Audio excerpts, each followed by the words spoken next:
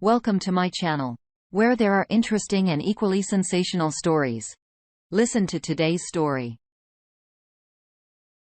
My 26 male, fiancé, 26 female, pressure me into sex with a married woman, 45 female, because she previously had sex with her and her husband. 47 a male and says I had a better deal because I did it with the wife only. It's done for me. I will ask later. Pardon my language in advance as I am venting too. In June of this year, my fiancé cheated on me with a married couple, 4 to 5 female and 47 male. In around August, she started telling me how there's this man who would like to see me have sex with his wife. Initially, I didn't want to. I know what this was, but it always felt weird. But my fiancé basically started pleading me by saying how the wife finds me hot and that she would love to have me and more and how she wants it too.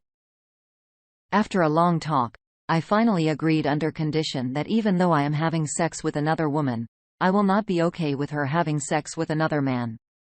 Hence, she shouldn't ask me. I was an ale-hole and a fool. Absolutely screwed everything. I wasted 5 years of my life for this aholery. I am now in early September, I had sex with the wife one weekend. The husband was in the house that day. The sex was good, but everything was weird later, so I left soon.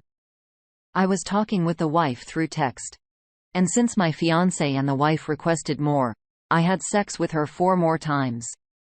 2 weeks ago, she told me the real reason about this. She had a threesome sex with them and was feeling guilty. Hence wanted me to have sex with the wife as a way to feel good. When I said, how that makes her or me feel good, she said I got even while the husband not being there. I did it with the wife only while he had to do it with his wife present and that he orgasmed inside his wife and not her.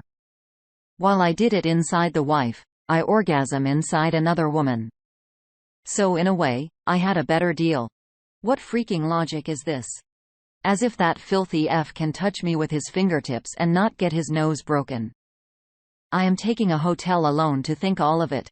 The husband and wife tried to reach out to me a few days earlier.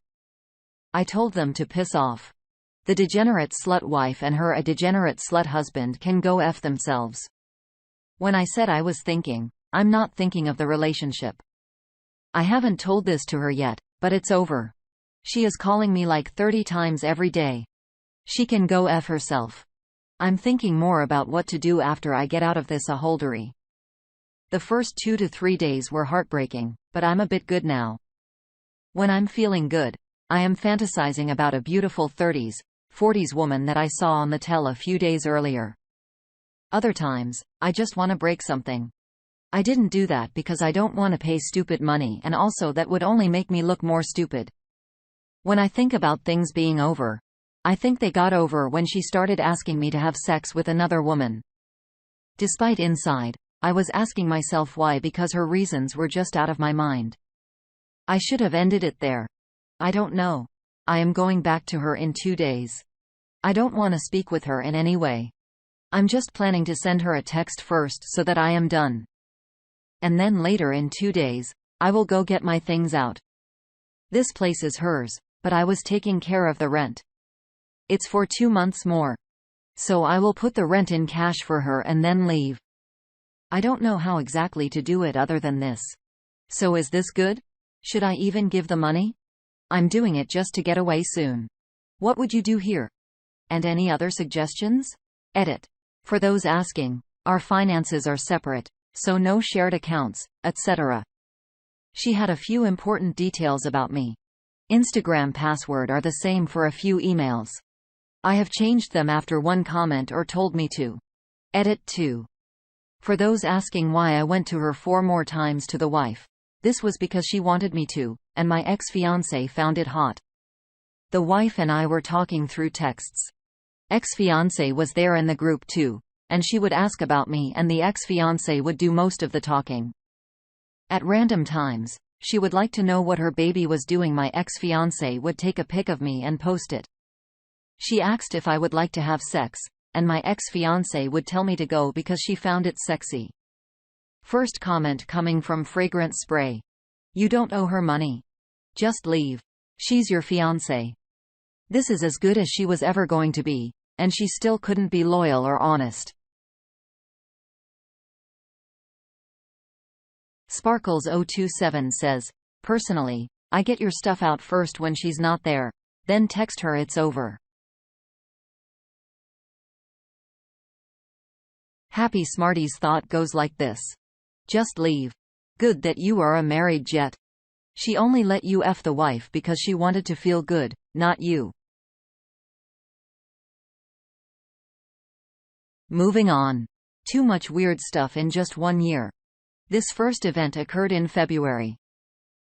She was in her apartment according to her, just with a friend of hers, a female.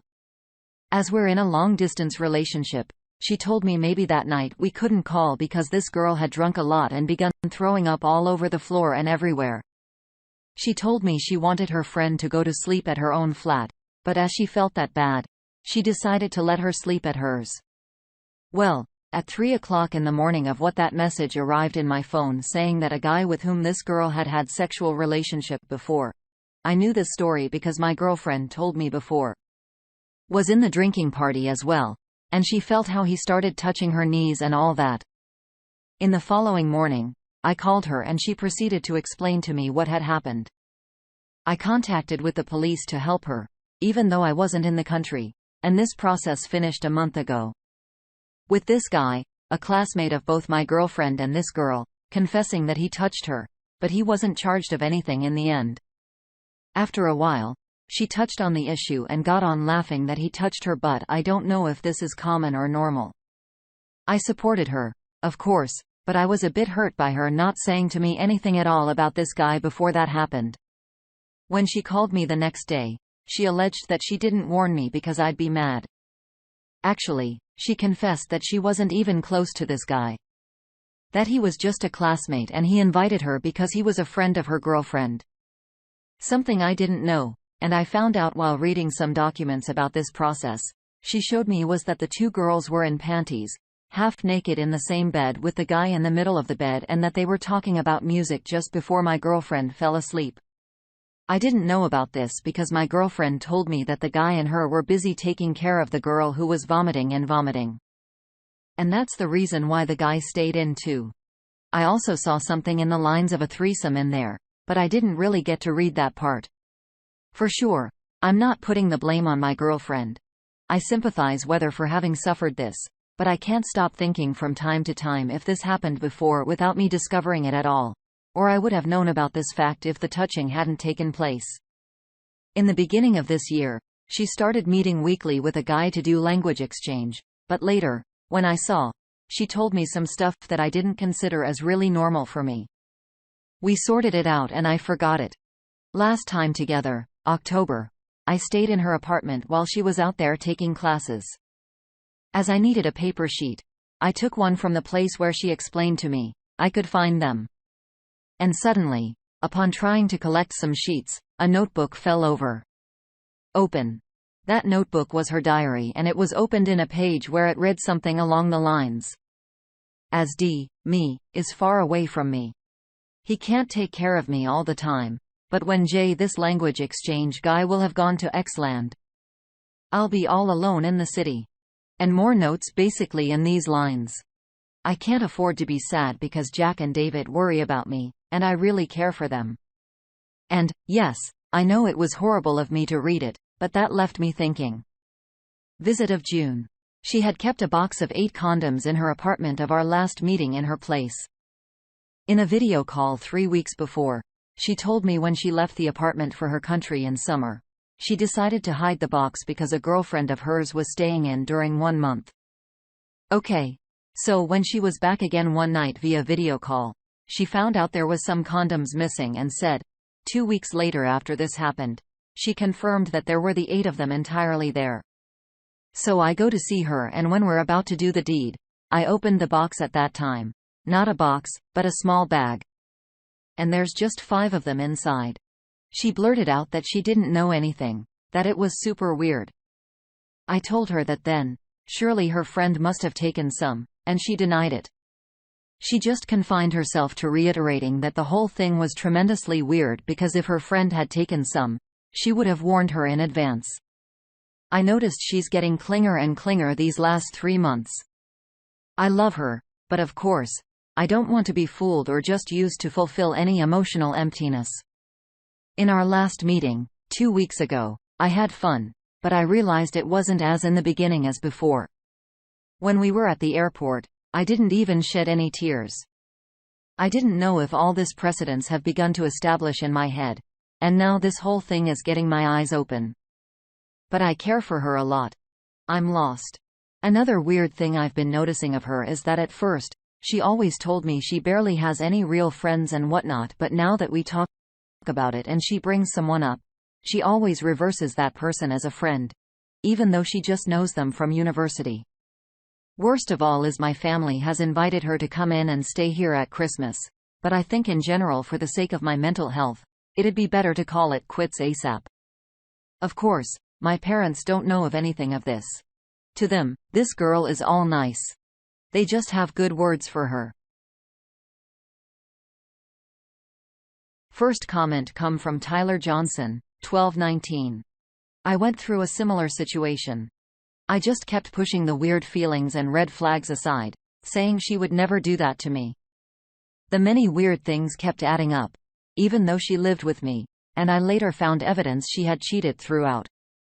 Follow your gut is my advice, and sounds like you already know the right choice. Love Harley 73 has the final word. Oh, come on, dude. Really? You don't blame her. You feel sorry for her. Are you kidding? Grow up. At least she was in bed with another man in just her panties and she lied about it. She's cheating, accept the fact.